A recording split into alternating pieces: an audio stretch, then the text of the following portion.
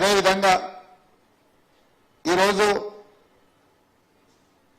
Party తీసుకుంటున్న కార్యక్రమాల విషయంలో ఈరోజు మన ప్రభుత్వం తీసుకుంటున్న నిర్ణయాలలో క్రియాశీలక పాత్ర పోషించాల్సింది ఈ సమావేశంలో ఉన్న కార్యవర్గ సభ్యులే. దీనికి సంబంధించి ఏఐసిసి ఇస్తున్న కార్యక్రమాలతో పాటు రాష్ట్ర ప్రభుత్వం తీసుకున్న నిర్ణయాలను ప్రజలకు తీసుకెళ్లాలి. ఇది నిరంతర ప్రక్రియ. ఒక గంటనో ఒక రోజో ఒక నెలనో మనం పనిచేస్తే సమస్యలకు పరిష్కారం దొరుకుతుంది, అన్ని విషయాలు ప్రజలకు చేరుతాయని అనుకుంటే అది పొరపాటు. ఏ రోజుకు ఆ రోజు ఉత్పన్నమవుతున్న సమస్యలను ఎదుర్కొంటూనే ప్రభుత్వం తీసుకుంటున్న నిర్ణయాలను వేగంగా ప్రజలకు తీసుకెళ్లాల్సిన పోటీ యుగంలో ఈ రోజు మనం ఉన్నాము.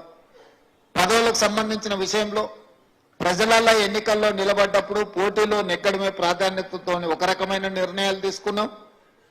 ఆ రోజు పోటీలో ఉన్న ముఖ్యమైన నాయకులు టికెట్లు ఆశించిన వాళ్లకు చాలా వరకు ఆ రోజు పార్టీ ఇచ్చిన వారికి ఏదైతే మాట ఇచ్చిందో చాలా వరకు వాళ్ళందరినీ కూడా ప్రభుత్వం వచ్చిన తర్వాత ప్రభుత్వం యొక్క నియామకాలలో వారిని ముందు వరుసలో వారికి అవకాశాలు ఇచ్చినాం.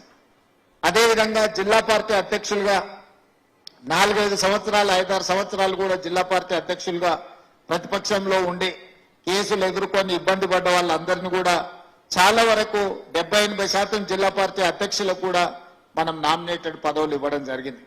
ఇదే కాదు, నేను పిసిసి అధ్యక్షుడిగా ఉన్నప్పుడు డిపార్ట్మెంట్స్ కానీ ఫ్రంటల్ ఆర్గనైజేషన్స్ కు బాధ్యతలు తీసుకోమంటే చాలా మంది నిరాకరించారు. ఈ చిన్న పదవి మాకెందుకు, ఈ పదవులు మేము తీసుకుంటాము, మా స్థాయి పెద్దది అని.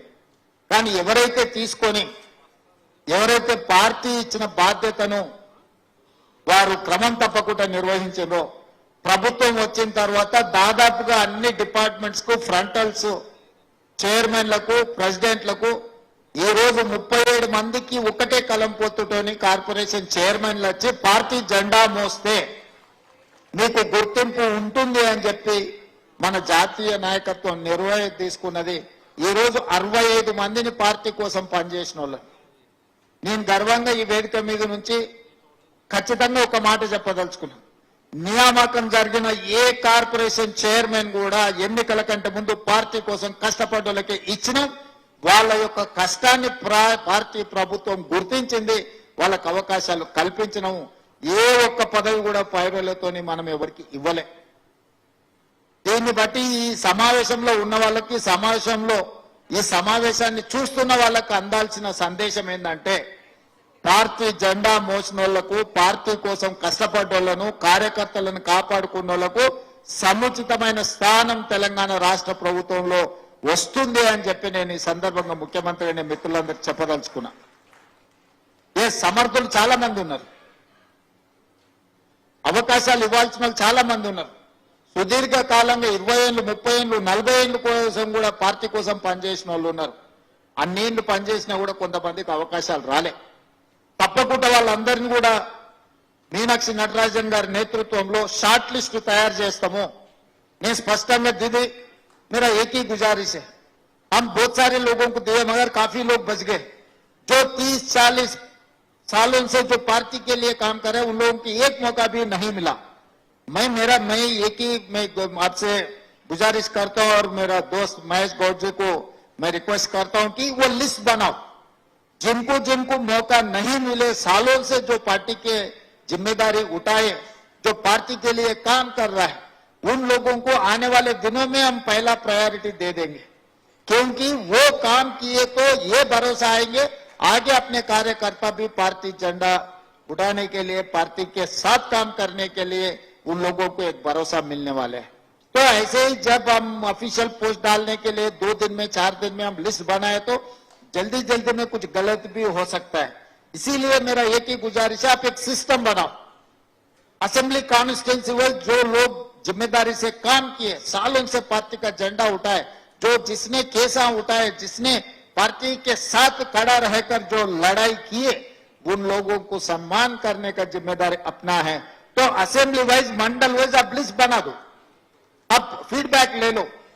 सर्वे हम टिकट के लिए सर्वे कर रहे हैं और किसी के लिए सर्वे बोल रहे हैं, सब कुछ बोल रहे हैं, पर पार्टी के लिए जो काम करा जिसको हम सम्मान करना है उसके लिए भी कुछ सर्वे फीडबैक ले लो, क्योंकि ये इंडिपेंडेंट एक असेसमेंट आप मिले आपके लिस्ट में रहा तो जो लेवल पे जिसको जिम्मेदारी देना है कैसे करना आपको भी एक पूरा सोचदार आएंगे। ये मॉडल तेलंगाना के मॉडल आने वाले दिनों में दूसरे राज्यों में भी कांग्रेस पार्टी इस्तेमाल कर सकता है, जिसको पार्टी का जिम्मेदारी दे सकता है, कुछ लोगों को सरकार में भी जिम्मेदारी दे सकते हैं, कुछ लोगों को एआईसीसी लेवल पे भी हम लोग भेज सकते हैं।